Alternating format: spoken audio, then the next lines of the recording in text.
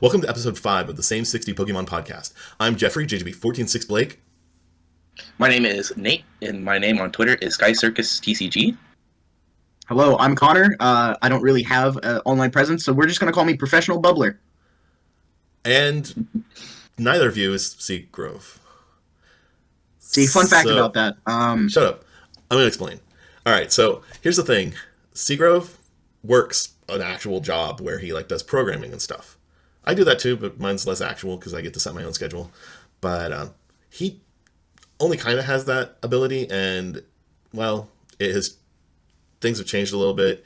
His office is now requiring him to put in an additional 5 to 10 hours a week, so he's 45, 50 hours, and he's having to drive places and stuff, and it's not fun. But the ultimate result is that Seagrove is no longer got the time to actually record podcasts or record any sort of content right now. Hopefully that'll change some. We can get some more videos from Seagrove, and ultimately in the end, maybe he'll come back in and do some podcasts with us. But in the meantime, we've got some fresh faces to help out on this here show. It's not always going to be all three of us, but sometimes it will, and sometimes it'll be just two. Now with that, let's go ahead and hear a little bit about these clowns that are joining me. So I'm a blown. My name's... You're both clowns now? All right.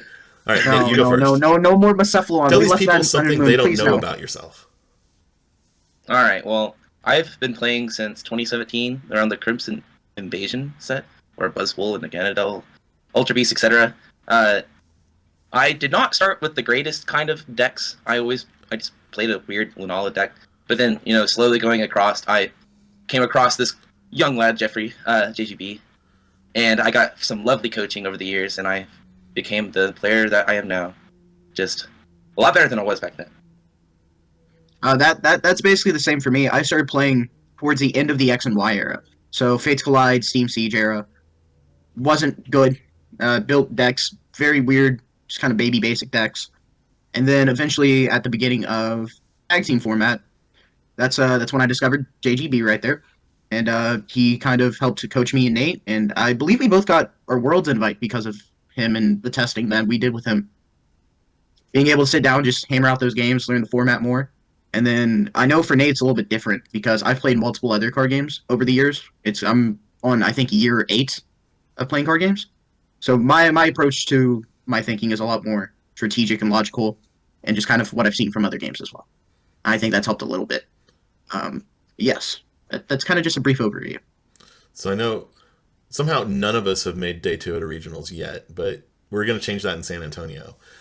But Connor can talk a little bit about what it feels like to go deep in a competitive card game, because talk about that. What do you do? What did I do? So for Pokemon, probably when I did travel for regionals, I wasn't really that good at it. I'm not talking about Pokemon. You're big. Do I have to spell it out? Come on. No. So for regionals and just that, in other games I have placed. So I've placed top 16 and top 32 in Cardfight Vanguard, and then the rest of them, not really so. The one that really stuck with me though was the ones I was doing good with. So Cardfight was different. It's a completely different RNG based Japanese game. It has its ups and downs for sure. Nothing really compares to the brain power of Pokemon though. Being able to know your ins and outs of the deck entirely. I think the closest I've gotten to day 2 was this past Peoria. I ended up getting not top 256, but I lost what would have been my win and in with Lossard against Arvinzard and one of the Rare Candy members. Nice. And I didn't know that when I sat down to play him, but I found that out later. Yeah. I was like, who's this guy? Oh, that would explain it. And then Nate has won. How many cups have you won at the Masters level now? That's a good question. I've won a big number. I don't know off the top of my head. Too many to count. But so I guess I can bring up the more notable ones. There was this one cup that we went back in July. They were seating 6 people per table, and it was crowded. It was the hottest room I've ever played in. But with you leaving top 4 and me leaving the champion, that was one of the greatest memories I've had with the League Cup. That was... With me. All right, go ahead. No, I was just gonna say that. Yeah, that was fun. I've talked about that Arkansas Cup a few times on here. People may be sick of it, but it was fun. Six people per table is crazy, dude. It was we were playing like this. That's crazy. Jesus. I personally just recently got my first Masters top 8. That was back in October, September. That was actually at October. the Oinkers Islands League Cup that he ran, JGB there. And I went with the deck that I felt comfortable with, which was Lost Zard. Those matchups were interesting for sure, but I mean, there wasn't a lot going on. I lost to Lost Box in the finals. I lost to a very respectable player, Michael White. Been around the community for a long time. Big name. So I wasn't too disappointed, but it happened. I'm ready for the next one though. That's for sure. Definitely. All right. So normally, after we say, "Hi, my name is so and so," Seagrove and I then enter into a bit of a discussion about things Pokemon related that happened last weekend. So, Nate, did you do anything Pokemon related last weekend that's worth talking about? I played in a League Cup recently, this past Saturday. Did you win it? Down in, I did not. Did you top it? But I can. No, I did not. But I can go down and see tell what happened in the League Cup. Give me highlights. Some highlights. All right. So the top 4 were 3 out of the 4 were Tulsa people, which is great. Which is hot because it was not a Tulsa Cup, right? It was not. So that's awesome. That's kind of like, so Seagrove. Yeah, I interact with you guys. I also interact with Seagrove in his testing group. And a couple episodes ago, we talked about a cup that was like 5 out of the 8 were people from that testing group. So it's like everywhere I go, without even, it's not me. I'm not the influence, but it's nice to see that anywhere I look, I'm seeing success from my folks. That's good. That's good. But what were you playing at the cup? I was playing the Lost Tord pile. I thought it was good. It looked pretty good. But then I lost some key matchups. Like, I lost to Snorlax Stall. Just couldn't get set up. I can see that being an iffy matchup just because you have to like tear through your deck with the Tord deck and then you're left. Yeah, I can see that. I could see how it could kind of go either way because you could just like play super slow and just like get cram attacking and kind of sit there, but you need probably to build up an Oko option. That's true. Just never hit my Colruses. And then those sisters just came in, and I at the point just had like one Comfey in play, and just having all the switch options being like removed. So I could have easily made that a tie, but I want somebody to move forward. He looked like he was in a better position, so I just gave it to him. So Tina ended up actually taking it down with Miraidon also in the finals with the 18 count energies, which we're going to talk about a little bit later. 18, it's like theme deck levels of energy again, but that is almost 1/3 of the entire deck. Yeah, that's insane. But I guess the one thing, two things that I do want to mention further about the cup, and then we'll kind of move on from that. One, shout out to Aaron West. He was the Tina player that Nate was talking about. Took down the cup. This is, I think, his third or fourth win at cups this season. This is third. And he's really good. He also has like some other tops, just not straight up wins. So Aaron's on the verge, if he's not there now, he's on the verge of 400 points, and trying to push for travel awards and stuff. And I think he's going to do it. I don't think he's just going to make worlds this year. I think he's going to go like hardcore, make his name known. But other than that, another person who won the cup, because you have 3 winners potentially, and another winner was another student of mine. So we're trying to carry on the tradition, get him qualified for Worlds this year. It's an 8-year-old named Lincoln, and he was piloting the deck that right now is kind of my pet deck for reasons that were more targeted about his specific meta. He's been on Mew for a long time, but he was starting to just get bad matchup after bad matchup because he was facing juniors that knew that he was going to be there with Mew, and so they were just playing Zard. And I was like, hey, Lincoln, let's change things up a little bit and throw some Cloth into the mix. So he can Oko Zards. He can Oko like most basic Vs on turn 1, going second. And so we worked on that a little bit. He took down the cup, which is awesome. I think that was his first cup win. He's gotten lots of seconds and some thirds and stuff, but this was his first win, and he's pumped to go play the Crabs in San Antonio. Nice. That brings me back to the days of me and Nate always getting first and second because we were just there. Somehow, always when it came down to me and Nate, Buzzwole, Malamar, somehow always lost. Still don't understand it to this day. He just drew too hot. Swear to God. Just like trading, Sledgehammer. Sledgehammer, you're at 4. B-string. No. I know, Not this again. Connor, you were pretty much bogged down all weekend with college, right? Yes, I reluctantly had to sit down and go, I have finals. Luckily the semester's over, so I should be able to play in any events that's left and Nice. before and probably before finals for next semester. Not going for the World's Invite this year, just too busy. But who knows, maybe next year. Nice. You're still going for Worlds this year, right, Nate? I'm gonna try. I'm going to a few more regionals than the Nats. We're gonna see how that goes. I saw that Knoxville registration is today, and the cap is 1,200. So Yeah. I don't know if I can get in that. Yeah, it's getting crazy. Like I've been proposing for like this entire season. I've been out there trying to scream about it, basically saying that what they need to do is just freaking change it up a little bit. Have a flight 1 and a flight 2. So maybe offer like a $10 discount for people that are willing to start play on Friday and their day 1 is on Friday. Then we have the other day 1 that is on Saturday, and then day 2 it combines them all together.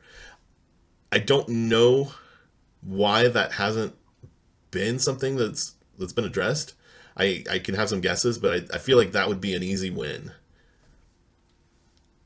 So I Come on. mean, that would probably have its benefits and non-benefits. I assume you're meaning like 600 people start day one Friday, and then 600 people start day two Saturday. well, no. What I mean is actually there's 1,200 spots, right? So a Mhm. thousand people start day 1 on Friday, and then 1,000 others start day 2, and we have 2,000 spots for Masters. Okay, and then taking, let's say, It's still what the would that be same. like top 256? So like from both sides, I feel like that would extend it out by a day, or it would take possibly longer that way. Well, Well, right. well, There's but the extra day in the front. That's Starting on Friday instead of Saturday. right. Okay, We I have a see what you mean. Friday and then a Saturday, and And then we then still go day Sunday. 2. Yeah, it might require an extra round in day 2 before we get to Top Cut. I don't think that it necessarily has to, but I mean that's a whole nother discussion anyway, because it's getting to the point that you almost can't lose a single game if you want to get into top 8 with the current structure. So I think that is a separate issue that also will have to be revamped. Maybe not right now, but in the near future. for sure. But I don't know. That's just me. That's my rant. I think it's ridiculous for the way the game is growing, them to let there be an artificial maximum number of people that can play. I think everyone who wants to play Pokemon should be able to, and I that's agree. not happening right now, unfortunately. Well, I mean, people are if they want to play Pokemon, they're still playing Pokemon. I think it's just the level of competitiveness because a lot of people will walk in, and this is probably it's for basically only Pokemon where there's these big people that are always there and always have tops and travel across the world. There's multitude of events that I've been at where no one has an online presence. For a perfect example, Card Fight, there's no online presence. Actually, the way they do it is you play all your rounds in this day, and it's I think like six rounds, and then cut to tops. Well, with that tops, it's different. So the first three teams of three. So there's two different formats for card fight. So there's three teams of three. They all get their world's invite certificates and like a card, just a very fancy card, and they all have their invite. That's how they do. That's how they do it. They already have it. That invite moves down to the fourth team. And same thing. It's there's also a singleton format where it's just one-on-one matches, and it's the same for that. Top three people that place, they get their invites, and it's all done in one day. So That is some and real quick, I just want to verify one thing for me and maybe others out there. Is there a difference between Cardfight Vanguard and just the typical thing that people mean when they say Vanguard, or are those no, it's the same. It's just cutting out the card fight. Okay. So the game, yeah, it's a long title. Yeah, no, Most people I don't wanted know to make that, sure that because I've obviously you've been talking about card fight. I wanted to make sure that I and listeners out there knew for sure that like you talking about card fight is the same as anything they've heard about Vanguard. Yes. So That is not the separate exact things. same. Okay. It is interesting how their structure is, and there's like you don't go and there's these big names or anything. It's nothing as competitiveness. I think where most games really bring out that level is having that cash prizing because that brings the most hardcore cutthroat players, and then with them recently upping their invite levels, so where normal people literally have to travel to even and top to even possibly get their invite. It's a lot. Not everyone's going to be able to do that. Yeah, but I think everyone should have the opportunity, right? I think Yeah. if you're willing to travel, if you're willing to spend the money, you should have the opportunity to play in those events. And it shouldn't just be a lottery system of whoever happened to click, yes, I want to register at 7 p.m. and happen to like trickle through before it hit the cap. Like that's just silly. If you can support, like find a way to support the number of players that want to play. Don't just say, oh, well, nothing we can do. That would be increasing the size of the venue as well. Not That could necessarily. also just Not if you prevent have it. to add an extra day in front and run 2 flights. All right, so you guys know I come from a poker background, right? World Series of Yeah. Poker had to do the same thing once it started blowing up. They had to make it so that there were multiple day ones for the World Series, for the main event, to be able to host the number of players that wanted to play. And, I mean, it worked. Pokemon's So a little that different, but I still think it could work. how does the Japan circuit do it? Is my question, The lottery because I know system. their honor. What'd you say? Honor system? Lottery system. They are a lottery system. Oh, It's It also sucks. because I know that they have other things, like they still have cities, right? City cities. championships. National League.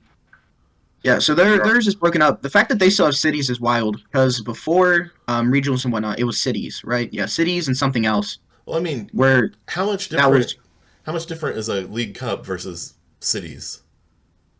that's a great question, honestly.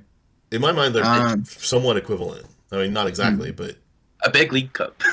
yeah. it would be double probably the size, but it was. I mean, I agree with it that. is there. Anyway, we've rambled and ranted enough about how to structure tournaments. Yeah. I've done some tournaments, so I feel like I mean, even outside of Pokemon, like I ran poker tournaments and stuff, and, you know, all that. But that's not what people are here for, really. They can, you know, our audience can decide for themselves if they want the type of Comments below. yeah. Comments below. Tell us how you'd like the registration system to change, because we can totally make it happen. We'll bring it up We next will, we time will too. bring it up. Any ideas that you mentioned here, Twitter, whatever, we'll bring it up. Nate's probably going to like explode this episode out everywhere because he keeps wanting to be the social media person, so we'll let that happen. But we've got other stuff to talk about, so Dude. let's. Oh, what is that? What? No, they can't see that yet, Connor. Oh. I'm just getting it for later. Ah, So, what was that? That was weird. It made the like somebody join the call noise. I had looked at the stream. Okay, so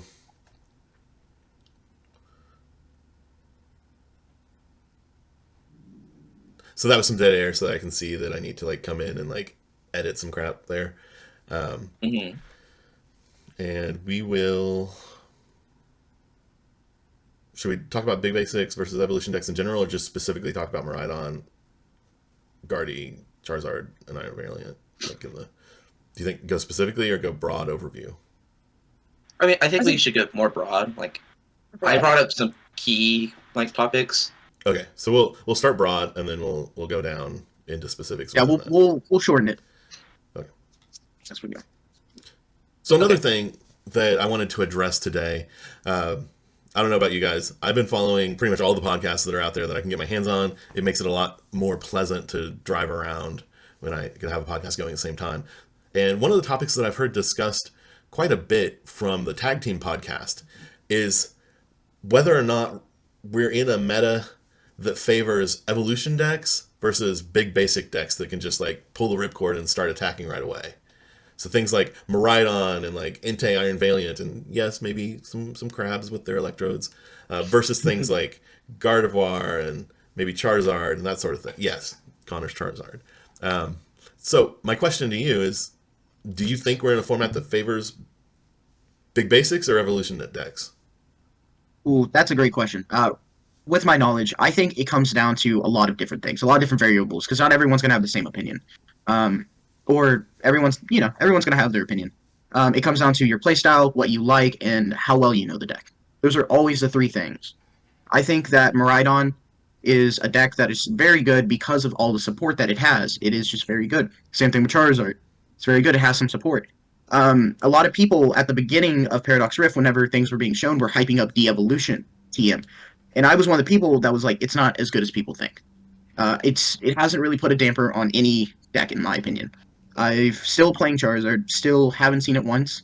As long as you're able to manage your resources right, it's not going to make a difference. I think that where Pokemon is trying to go is trying to balance it out between both.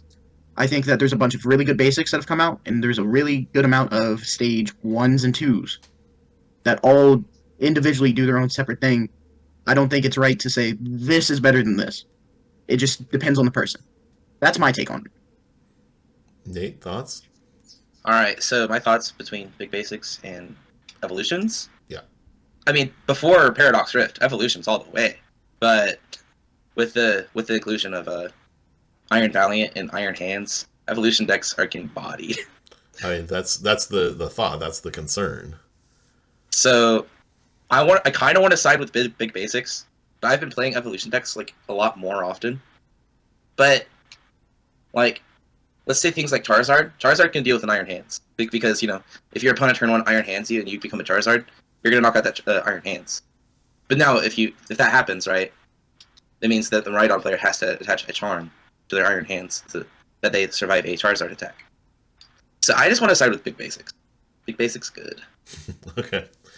I'm undecided. I mean, I'm playing more big basic decks because I don't want to have to fight against all of the Iron Hands and Iron Valiant shenanigans, but at the same time, I don't think that they're unplayable. I think you might have to alter the way that you play them based on the types of things that are getting played in your meta. I will say, locally in the Tulsa metro area, we haven't had a whole lot of Miraidon, Iron Hands decks really tearing things up at our tournaments. There were a few at the Cup over in Stillwater last weekend, but locally, I can only think of one player that played them in the last couple challenges we've had, and even she came away. She's like, "I'm never touching that deck again because it's just not working for me." Generators did not hit. Yeah, but yeah. So I don't know. I think it can go either way based on your meta, and I think probably the meta we see here is a little more omnidirectional than maybe what you'd see at places where there are more people playing Hands and playing Iron Valiant. I just don't want to flip over a Ralts, right? And my opponent flips over an Iron Valiant, and I am going second. But let me ask you this. Which do you think is more likely in our current meta here, locally? You're playing Gardevoir, you flip over a Ralts, and your opponent flips over an Iron Valiant? Or, locally, you're playing Iron Valiant, and your opponent flips over a Mew? That's a good point. That's a great question. What I've seen and that's the thing is, in the tournaments I've been running is that it's more likely you're going to come up against a Mew player here than you're going to come up against an Iron Valiant player. So that's very true. To that point, that would mean that here evolution decks have a stronger foothold than they would elsewhere. I agree. In the last tournament I played in recently was the challenge that you ran, and from what I was looking around and seeing and what I experienced was I took of course Lost Sword again. I was like, I have nothing else built, but we'll just do this again. I saw Serena EX with the Vanillux. I saw Roaring Moon. I didn't see any Valiant. I saw a few Chin-Pao Hands, which you didn't even see. Like almost half of that tournament was Chin-Pao Hands, and it was crazy.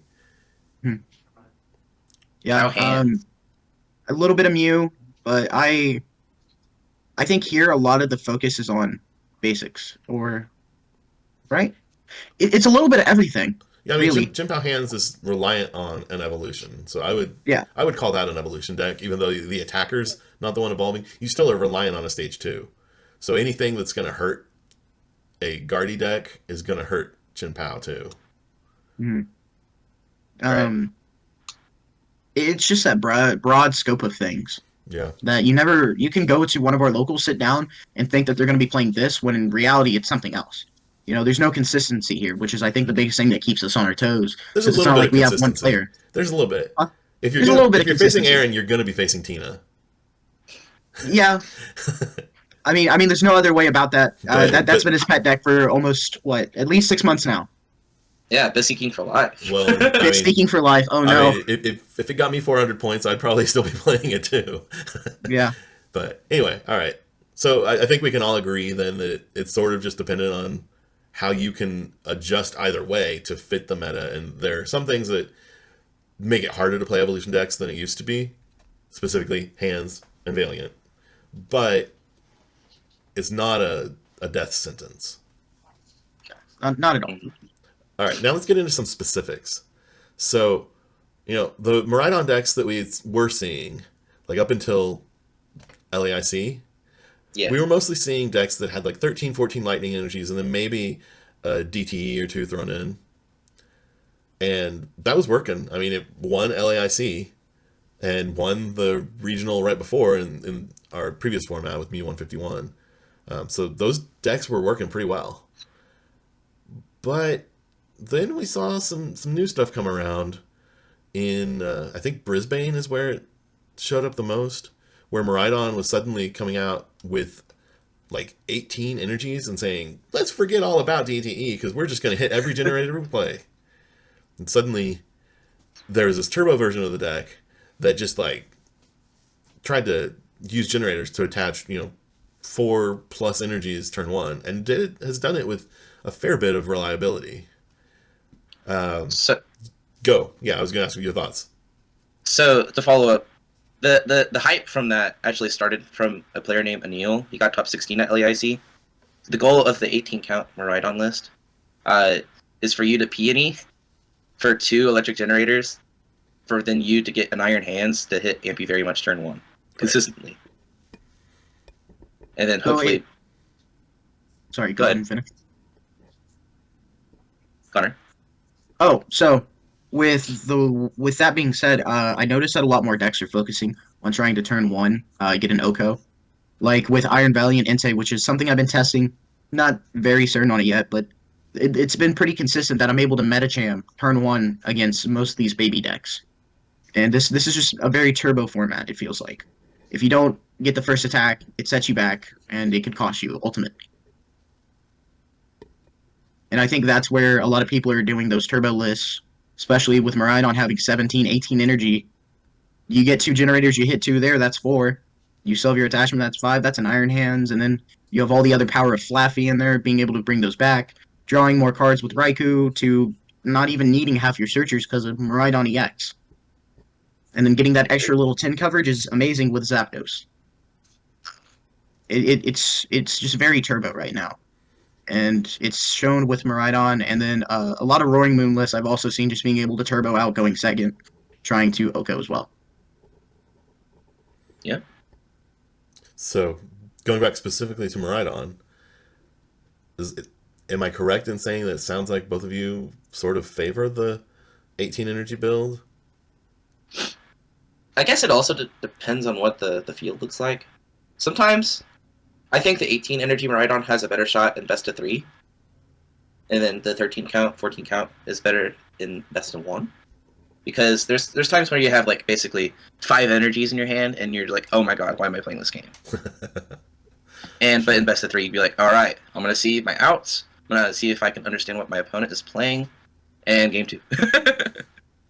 So, my personal experience has been with the amount of stuff that, like with what this is mostly through online play, because I haven't been playing in tournaments lately. I've been too focused on trying to do things with the channel and hold tournaments and whatnot. But my personal experience has been that I've been sticking with the list that won LAIC with just small modifications, if anything. And what I've seen is basically a lot of mirror matches where I end up against the 18 energy list, and it doesn't work out so well for them in the mirror match against the 13-1 energy build, because they end up like, I don't quite get why they can't basically do the same thing I'm doing, but they're so focused on tearing through their deck, they end up with one attacker setup. Sometimes it's hands, sometimes it's not.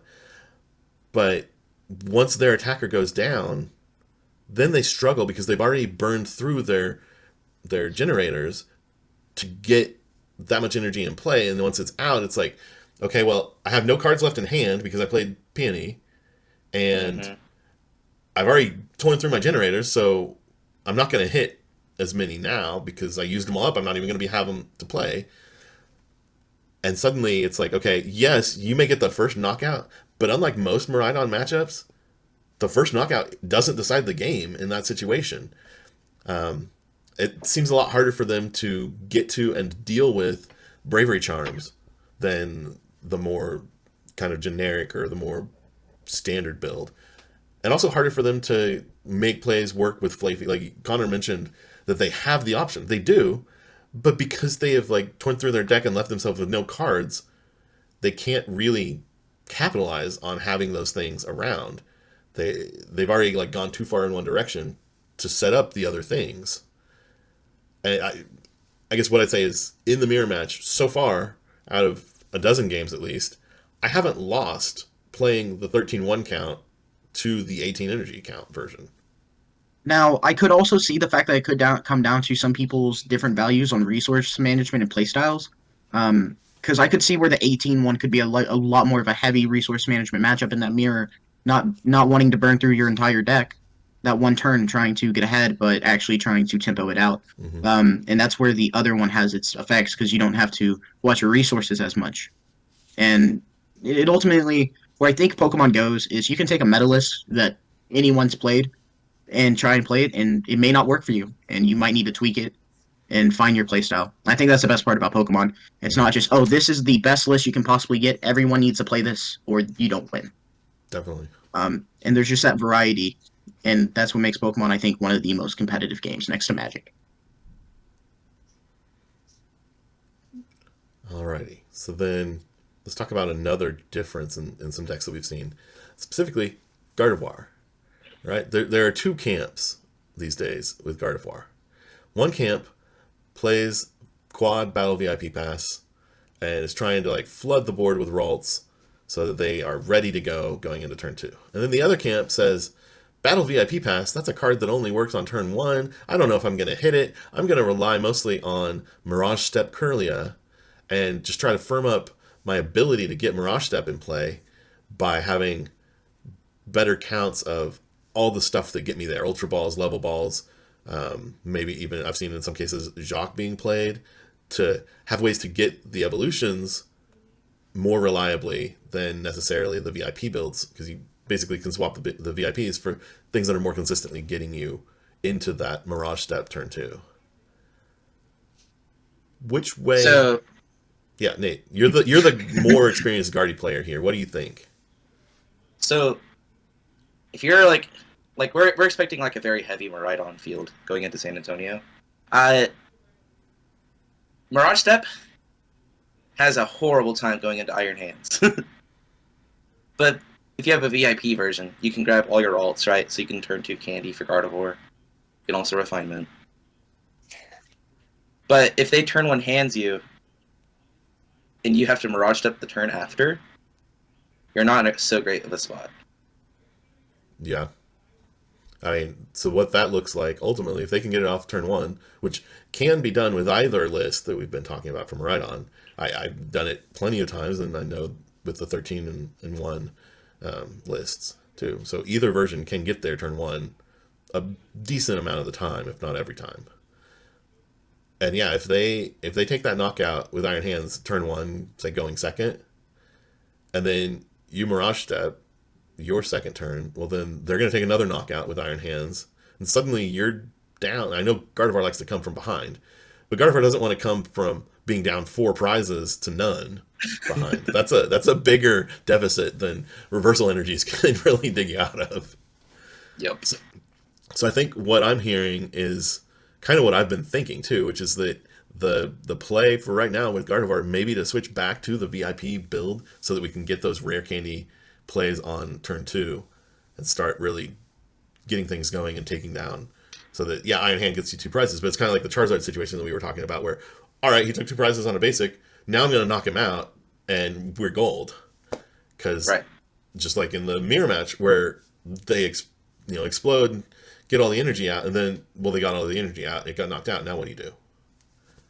Exactly. Always have to have a follow-up. Yeah. Okay. So Connor, agree, disagree? fair. I agree. I do agree with Guardy. There's not a lot of things I can say about it. I am very new into the whole Guardy aspect. Sure. So right now I'm trying to figure out what I like with it. Sure. Okay. Connor likes the 3 reversal Guardy list. I do like the 3 reversal. I think that is probably one of the most pivotal cards in the format right now. Just being able to drop that down, being even 1 prize behind, and just going, okay, here is 90 more damage. It's insane. Yeah. Oh, yeah. It's also a very good surprise factor. It is. It's like, oh, he's not going to be able to knock me out. Reversal. Oh.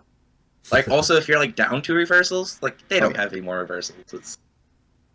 And then coming out of left field that you took off the prize, there it's at. Lo and behold, the reversal. Not just the reversal. Connor flashing us the reverse reversal. The reverse reversal. I'm working on getting golds. Calm down. We'll be there soon.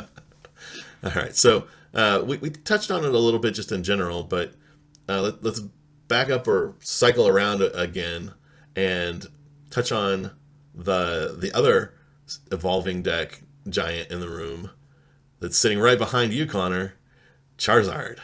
So coming out of Gdansk, we've seen a few different ways that people have been playing Zard. So there's been the Arven Zard build. Now there's just a sort of like debate between a Pidgeot-based build that doesn't really feature Arven as much and a Bibarel-based build.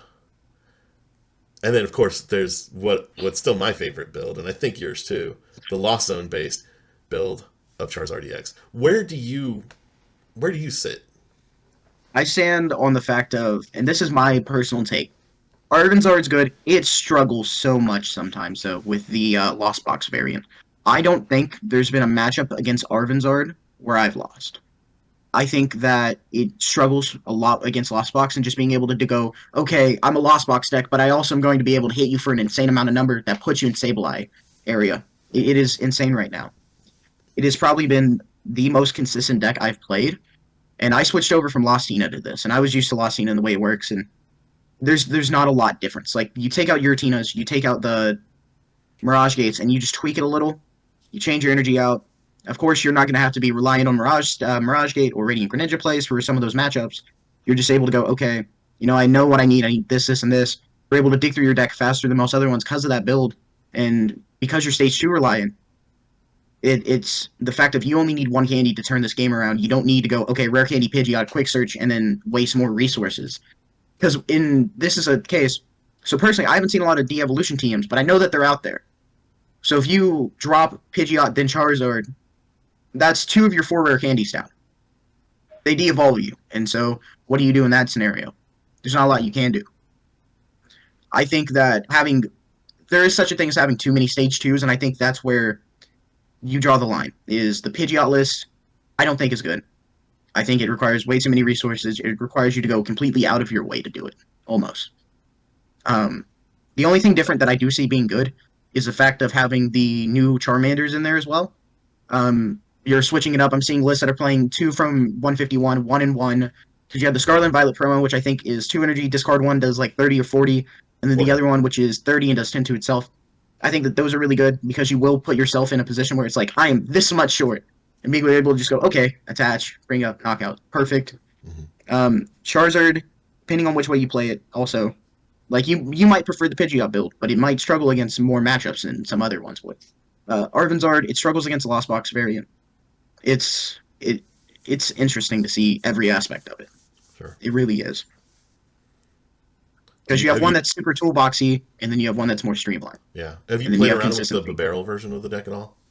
I've not. I didn't even know there was a Bibarel version. Yeah, I think. Oh yeah. That I know that's the version that Azul. Oh, I'm seeing it right now. Bidoof, Bibarel, Charizard. So it's more of like Arvenzard. It's just another toolbox, but with some changes.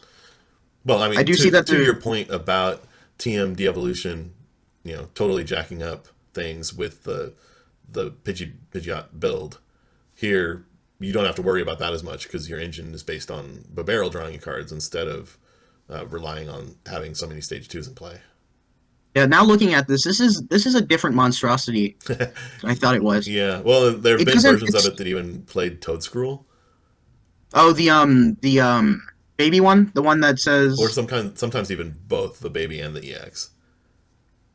To just do craziness. Because for a while there, Chin Pao was the chief thing that people playing Charizard were worried about. And that just says Chin Pao, you lose. Yeah. But oh. I think I think it was kind of a flash in the pan success in Japan, at least. I don't know that it ever really did much over here, but it came out of Japan. And I think that's what started people looking more seriously at the Bibarel based builds, which influenced things heading into Brisbane and Gdansk a couple weeks ago. Now, what I will say a lot of people tend to do, and even I do it sometimes myself, and I'll see something drop, and I'll take a look at Japan list, and then I'll try and put it onto paper here, and it just doesn't work. And that's because of the entirety different meta shift that Japan has compared to us. Mm-hmm. So where Japan plays a lot more defensively, their best of ones are 20 minutes. Like you have to play super fast. It's different. With 25. It's 25. No, 5 minute difference. I don't know if it's 20. 20 is crazy. Yeah, 20, 25 minutes for a best of one, and that's at high level events. The decks that come out of Japan are mostly rogue and almost defensive, stuff that you just don't see coming. Like when Paradox was first shown, a lot of the lists, there was a Tyranitar EX list that you paired with Doduo from 151. I remember seeing that. Yeah, Doduo just says put a damage counter, draw it, and then you do X amount for however many. With that being a 340 HP, stage 2, requires fighting energy. It was interesting to see, but when you try to transfer it to here, it's not going to work. It fizzles. Japan focuses more on like rogue. It comes out of nowhere, does really well, and that's also the thing. And it's also been seen in Vanguard where Japan plays completely different. They play a lot more defensively. We play a lot more aggressive, and that is also pretty much transpired into Pokemon as well. They play a little bit more defensively, a lot more rogue, a lot more weird tech boxes versus here where it's a lot more streamlined. You know, what turbo's out, what can do this, what can get me there. Yeah, I'll agree. Nate, what are your thoughts on this? On Charizard or the Japan meta? I mean, I guess you can talk about either one, but I'm yeah. more interested. I know you tend to monitor Twitter like more than Connor and me combined and then doubled. So there are going to be things that you've probably seen like flash up on Twitter that we aren't plugged into as much. Is there anything that you've seen that we haven't talked about that's worth noting? I mean, it's not. I haven't really went to seen very much from the Japan side of the meta here, but I know that I keep up with the Singapore, like the Asia League area probably. I like to keep up with those tournaments because one of my favorite players, Cash Finger, he's a really cool dude. Oh, I love Cash. He's awesome. And I know that I got Cloth. I found Cloth from a Japanese tournament. I was like, JGB, look at this deck. It looks sick. Well, yeah, but I didn't like the list you had. I went a total different direction. And you see, that's where I'm saying with the different circuits is you'll see it and you'll be like, all right, that's a great premise, but that doesn't work as well here, and so you got to transpire it. Yeah. All right. But going back to the Charizard. Yes. I think personally, if you want to be aggressive, play Pidgeotzard. If you want to conserve and you not have to lose against Leaking Myonos, play Evozard. You know, Evozard is good for late game, and Pidgeot's really good for early game. Am I correct in assuming that when you say Evozard, you're also saying Bibarel? I'm referring to Bibarel, yeah. Yeah. Because there are lists that play Bibarel that don't play... Like, the difference here, I think, is that basically Evozard was a term that at least I heard coming out because decks were playing the TM evolution to evolve up a Charmander into Charmeleon and a Bidoof into Bibarel, or just two Charmanders into Charmeleons on that first turn in order to speed up and make it so that the TM evolution didn't matter because you were just going to be evolving one stage unless they got it off at the very first turn. And even then, it's not really going to matter because you're just going to, okay, it's down. But there are plenty of Charizard decks now that are playing part of that package, but still doing the one Charmeleon and heavy Bibarel focus. So it's almost like there's more ways to skin a Charizard deck than there are, I don't know, ways to skin a Miraidon deck even. I mean, that's plenty more than Gardevoir for sure. My question now is, does Charizard taste like alligator? Why are we skinning it in the first place? So many questions, not enough answers here. Yeah. But going back, seeing the evolution decks, we've seen more Charmeleons in the Arven build, Colress build, and in the Pidgeot build, so they can avoid, because Rapid Box and Valiant, even Mew is playing de-evolution. It's just all these decks that lose to Charizard are playing de-evolution now, so if you're playing a Charizard deck, I would try to squeak in a Charmeleon. Well, it's always been a good idea in most cases, I think, to play at least one. Mm-hmm. But yeah, I can see both sides. I think again it comes down to the meta you're facing, and maybe going into a regional, since it's a broader meta, maybe it's better to play it safe and include more ways to safeguard yourself against the devolution than you necessarily have to when you're in a more defined meta like we have locally. I can see that. Right. Well, I think it's time. Oh no! For some fun and games. Seagrove What and I games ended... and fun do we have? All right, so Seagrove and I ended all episodes last month by playing a blind rank 5, where one of us would get a list of 5 Pokemon, and the other would have to rank them, getting them one at a time, not knowing what was coming next. And it was fun. It was a little interesting, but it didn't hit the use your Pokemon knowledge the way that some things can. So today, and for the month of December, I want to finish our episodes by playing a game of Who's That Pokemon? And this is hosted on hoopahideout.com. For those of you out there that maybe want to play, you can play along listening to the podcast, but you can also play yourself. Just go to hoopahideout.com. It's ready, raring to go, and you can challenge yourself, see what you can make happen, see how many points. We don't have any bells and whistles yet for tracking over multiple games or a scoreboard or anything, but we'll get there. But to start us down that road, I need a volunteer from you two. Who's going to be the first to play Who's That Pokemon on the podcast? I'll take it. I'll take it. It's Connor. All right. I'll take it. I've never done Who's That Pokemon. All right. Well, so I've got it loaded up here. You're not going to be clicking things on your own, but I'm going to be your puppet to type things for you and whatnot as needed. I'm feeling very confident. I'm gonna say that this one's Toxapex. Okay, well, so before we go with Connor's immediate guess for Toxapex, I'm gonna read the description because apparently he was ignoring me as I was talking just so he could read the description and guess himself. But the description here is what we start with on Who's That Pokemon. So we've got the Pokédex description, and then we go through. You have different hints you can get to reveal. Yeah, it's like a lifeline. If you're familiar with uncommon energy, this is similar to the way they do things. The description actually, in many cases, matches the flavor text that gets put onto the cards, but not always. And then we have the hints you can get are show stage, show the type of the Pokemon, show it the attacks that it has from the video game, which are often included on the cards, but not always. Show the generation it came from. And then finally, if you failed at all these other ones, if your score is 6 or below and you've done all your hints, you can then get a silhouette to bail you out. The Pokemon we're dealing with today has the description, the Pokedex description of their poison is strong enough to eat through the hull of a tanker, and they spit it indiscriminately at anything that enters their territory. Now, Connor said Toxapex. Are you sticking with that? And Toxapex. Can you spell it for me? Toxipex? That's not the right spelling, but I think our program's smart enough to take it anyway. It says incorrect. It's actually Toxapex, but I'm pretty sure that it would, if that were correct, it would have said yes. All right. Do you want? Let me see the generation. It's from Gen 6. Now, every time you use a hint, it lowers your score by 1. But that's So it's a Gen 6 Mon, poison type, territorial.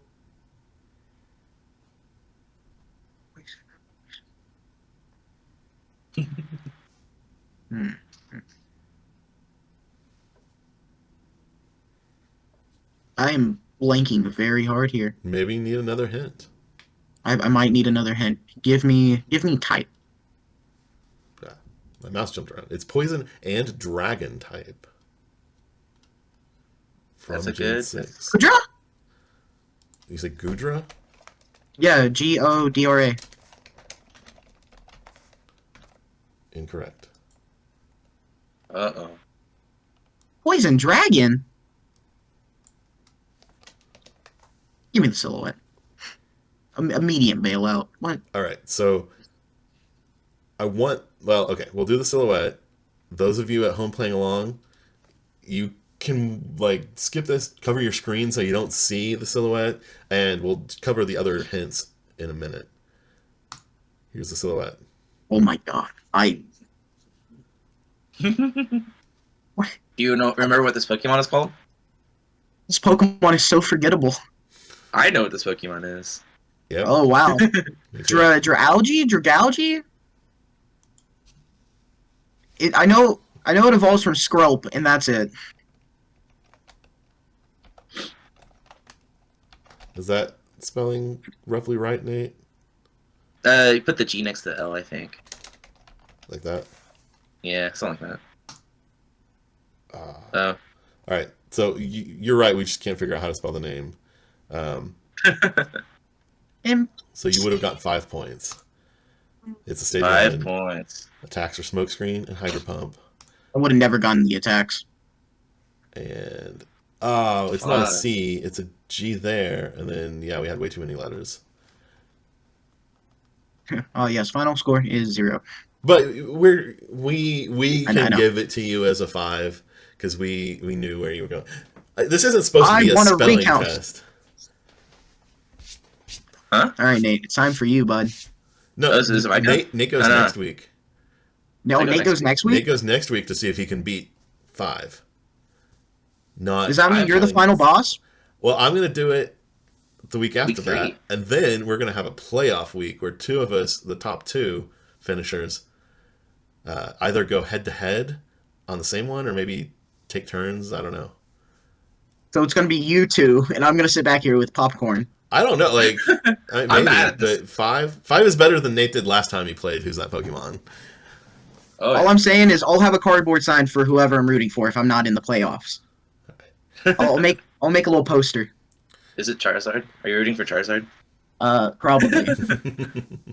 Well, for Yes, those of you out Charizard. there, if you were playing along and you beat a score of 5, not counting spelling errors, because even right now, if I refresh the page, I don't know if I'd spell it right if it generated the same Pokemon. So I forgive that with some Pokemon at least. Now, if you can't spell Charizard, then you need to get out of here. But Charizard, Charizard. I Charizard. wasn't actually challenging you for that, Connor. But well done. Thank you. Well Thank done. Golf clap. you. Thank you. Okay, and with that, we're finished. This has been Jeffrey, JGB 14-6 Blake. This has been Nate, Sky Circus TCG. This has been Connor, professional bubbler. Thank you guys for listening. We'll see you next time.